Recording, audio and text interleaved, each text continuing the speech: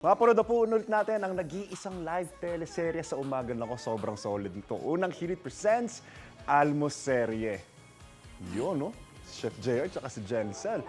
Napapadpad po sa set ng afternoon prime series na Lilet Matias at Atty. Atlo. Kaya mapapasabak na naman sa aktingan. Yan, mukhang sisimula na. Pasilip nga.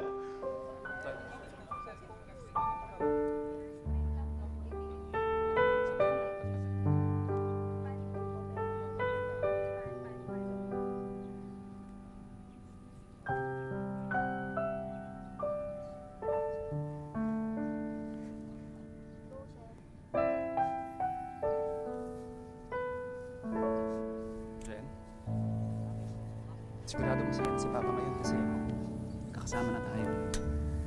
Kaya, tahan ka na. Kuya Jay, salamat ha. Kasi nung nalaman mo na may kapatid ka pa sa side ni Papa, hinanap mo ako. Salamat sa pagdala sa akin sa puntod ni Papa. Oo naman. Ang mahalaga, buo na tayo ngayon. Tsaka, huwag ka pa na mag-alala kasi tumawag na ako ng abogado para ayusin naman yung share mo para dun sa ilang properties na naiwan ni Papa. Sino nga palang abogado, Kuya? Ay, magaling yon. Mamaya, makikilala mo siya. Okay, Kat! Nice! Ay, tapos na! Wait lang! Tuloy-luwa ako.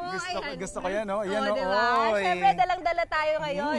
Dahil for today, nandito tayo ngayon sa set ng Lilet Matias, Atty. Atlo.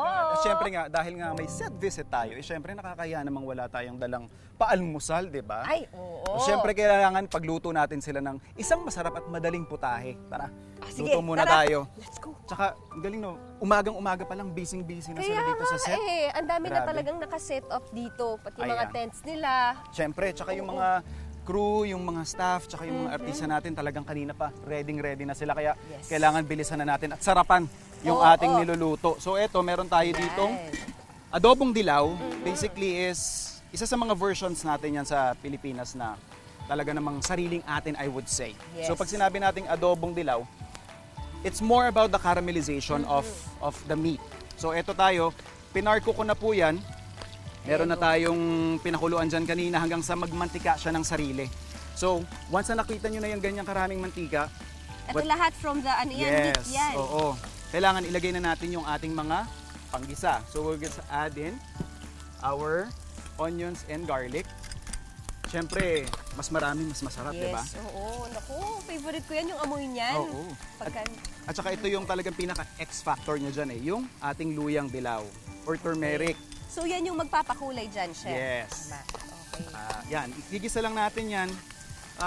Let's give it siguro ba around 3 to 5 minutes. Okay. And then ito na yung isisiso naman natin siya. Ako, I would like to deglaze it or parang yung mga browning na yan, tatanggalin natin yan or ililift natin yan using yung ating vinegar. Okay, so kaya siya ng suka. Yes, ma'am.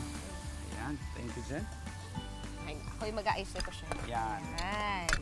So, okay lang kahit ihalo niyo yan. Just make sure lang na maluluto lang na maayos yung ating suka.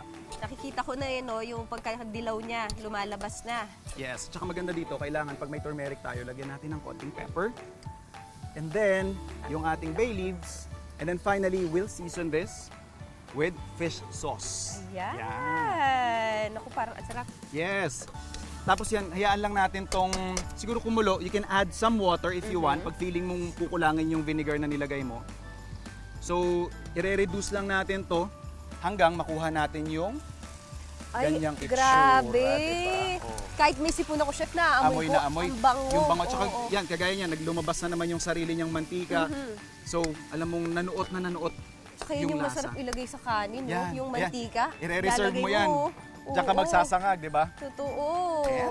Yan, tingnan natin. Kailangan sampulan muna natin to dyan para Yes. tingnan natin kung papasa sa ating mga kapuso dito na talaga naman umaga pa lang. Saka feeling ko, Chef, ito perfecto kasi lalo na panahon ng ubot sipon Ay, ngayon. oo, yan. Luya, Tama. di ba, ang laging pinapakain sa atin. Kaya yan. Yes. Magandang pangontra yan, ika nga. Unat. Mahina. Ang sarap! Grabe. Winner ba, winner? Alright. O, kita niyo yan. Lasa mo din yung luya. Napakasimple nung recipe na yan. Very affordable din ng mga sangkap natin dyan. At something na pwede ninyong bilhin sa palengke or sa talipapa. Winner na winner yan, mga kapuso. Naku, kaya naman ako, ang sarap nito, chef ha. Hindi tayo mapapahiya dyan, ha? Oo, magpapakain tayo. Siyempre, kasama ang ating cast ng Dilek Matias Attorney at Law. Kasama si Miss Cheryl Cruz and si Ate Jo Berry. Berry, of Kaya naman, course. abangan niyo yan mamaya dito sa inyong pambansang morning show kung saan laging una ka, ha? Unang hirit! Naku, chef, pengi pa nga ako niyan. O, sige.